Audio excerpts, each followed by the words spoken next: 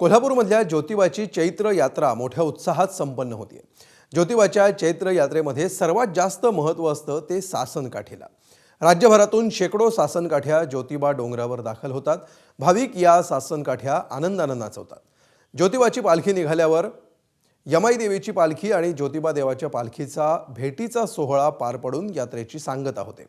या यात्रेसाठी सध्या हजारोंच्या संख्येने भाविक गडावर दाखल झाले।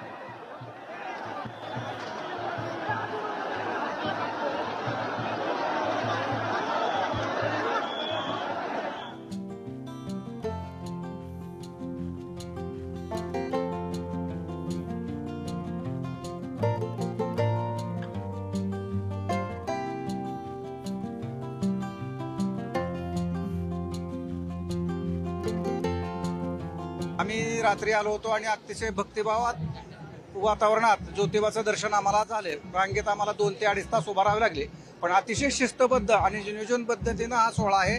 त्याबद्दल ट्रस्टी आणि भक्तांचं आणि पुजाऱ्यांचं सर्वांचं आम्हाला कौतुक करावं असं वाटतं।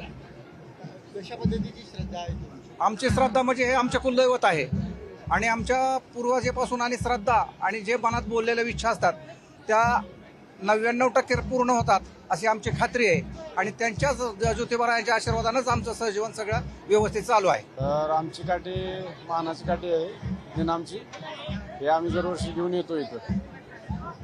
हे आमचं कुलदैवत आहे वाडी रत्नागिरी ज्योतिबा।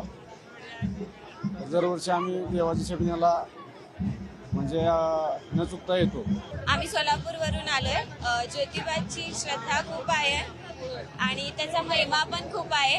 दरवर्षी आम्ही ही जत्रा करतो आणि माझी फर्स्ट आहे कारण माझं लग्नानंतर पहिला आहे। एबीपी माझा, उघडा डोळे बघा नीट।